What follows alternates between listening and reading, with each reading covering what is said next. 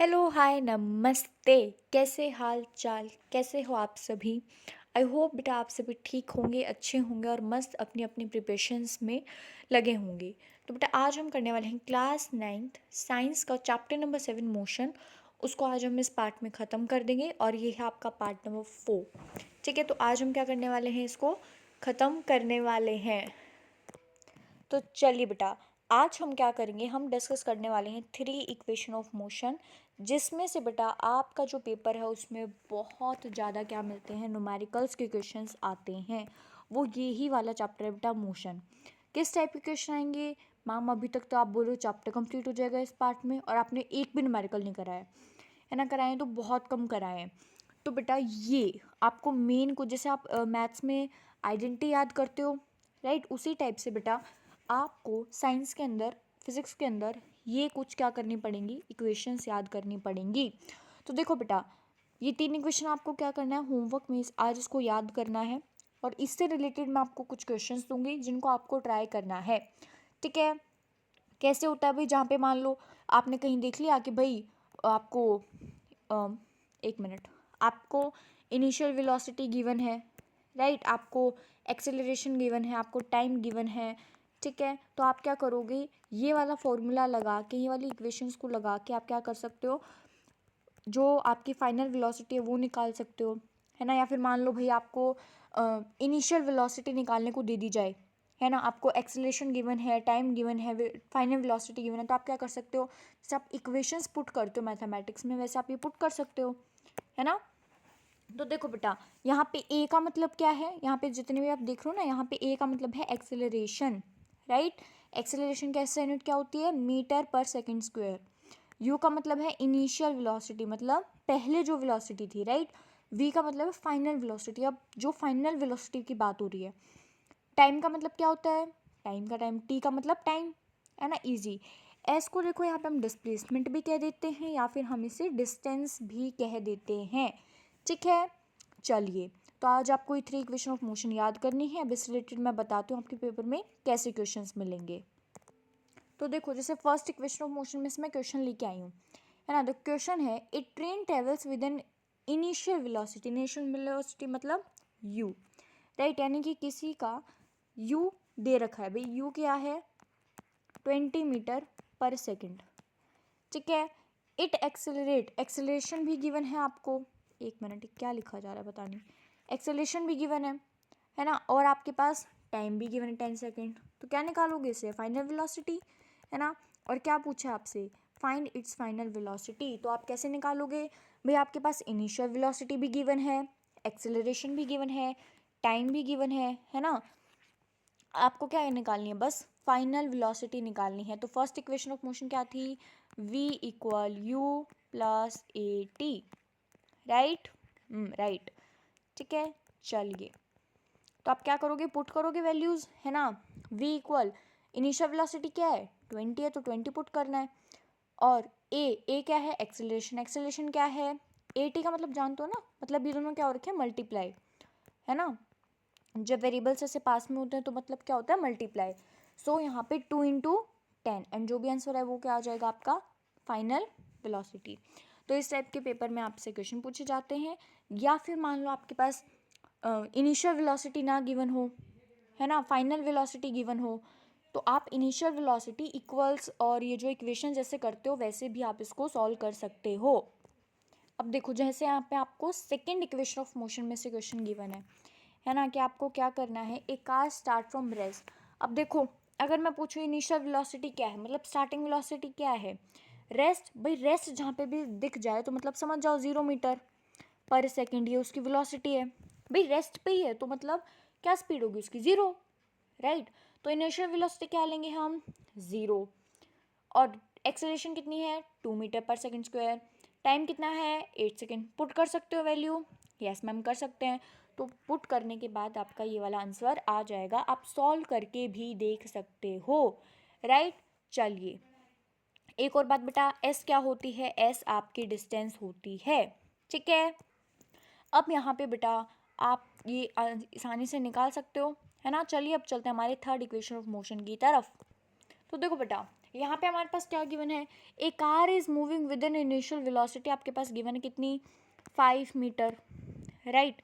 और क्या है, इसके एक्सेलरेशन गिवन है 2 मीटर, है ना, डिस्टेंस गिवन है 60 मीटर। तो आप इजीली क्या कर सकते हो यार, वैल्यू पुट कर सकते हो, है ना। बड़े हो गए यार, खुद से ट्राई करो क्वेश्चंस, राइट। आपको खुद से ट्राई करना है ये वाला क्वेश्चन, एंड बहुत ईजी है, बहुत ही ईजी है, राइट। आपको सिर्फ इसको छुपा लेना है बिल्कुल, एंड खुद से क्या करके आना है, ट्राई करके आना है, ठीक है। चलिए अब हम चलते हैं हमारे एक लास्ट एकदम छोटे से टॉपिक की तरफ, जिसे हम जल्दी से क्या करेंगे, फटाफट से देखेंगे। एक लास्ट टॉपिक जो बेटा आपके एनसीईआरटी में गिवन है इस चैप्टर पे, वो है यूनिफॉर्म सर्कुलर मोशन। यूनिफॉर्म मतलब सेम, है ना, सेम मतलब बात करें अगर हम यूनिफॉर्म की, यूनिफॉर्म मतलब होता है एकदम सेम टाइप। ये चल क्यों नहीं रहा यार आज पेन, क्या प्रॉब्लम है। अब चला ना, सेम, है ना। तो बेटा यूनिफॉर्म सर्कुलर मतलब सर्कल, मोशन यानी कि मूवमेंट। तो देखो बेटा, uniform circular motion is the motion, यानी कि यूनिफॉर्म सर्कुलर मोशन एक ऐसा मोशन होता है ऑब्जेक्ट का, जब वो ऑब्जेक्ट क्या कर रहा है, सर्कुलर पाथ में मूव कर रहा है एक कांस्टेंट स्पीड के साथ में, मतलब एक सेम स्पीड के साथ में कोई भी ऑब्जेक्ट एक सर्कुलर पाथ पे अपना मोशन शो कर रहा है, राइट। एग्जाम्पल देखेंगे तो बेटा, जो पंखे की, है ना, जो सीलिंग फैन होता है उसकी जो ब्लेड्स होती हैं वो एक ही स्पीड से, तो है नहीं बिल्कुल कम चल पड़ा फिर एकदम से स्पीड पकड़ ली, नहीं ना, एकदम कांस्टेंट स्पीड से क्या करती हैं, उसकी ब्लेड्स घूमती रहती हैं सर्कुलर पाथ पे। तो यहाँ ये क्या शो कर रहा है, पंखा यूनिफॉर्म सर्कुलर मोशन शो कर रहा है ना। तो यही क्या होती है, यूनिफॉर्म सर्कुलर मोशन होता है कि जब कोई ऑब्जेक्ट सर्कुलर पाथ पे क्या करे, ट्रेवल करे with a constant speed, right. एक चीज़ बेटा जो इसमें याद करने की वो क्या है, यूनिफॉर्म सर्कुलर मोशन पे जो स्पीड होती है वो सेम होती है, वो स्पीड सेम होती है, बट क्या होता है बेटा, एक चीज़ का वो होता है, वेलोसिटी हर टाइम चेंज होती रहती है। मैम ये क्या मतलब है, ये क्या मतलब है कि स्पीड सेम है और वेलोसिटी चेंज हो रही है। तो बेटा वेलोसिटी क्या होती है, स्पीड प्लस डायरेक्शन, राइट। अब कोई भी ऑब्जेक्ट मान लो यहाँ पे खड़ा है ना, और वो क्या कर रहा है, या फिर मान लो इधर कोई था, है ना, वो ऐसे भागा भागा भागा भागा ऐसे गोल गोल राउंड कर रहा है।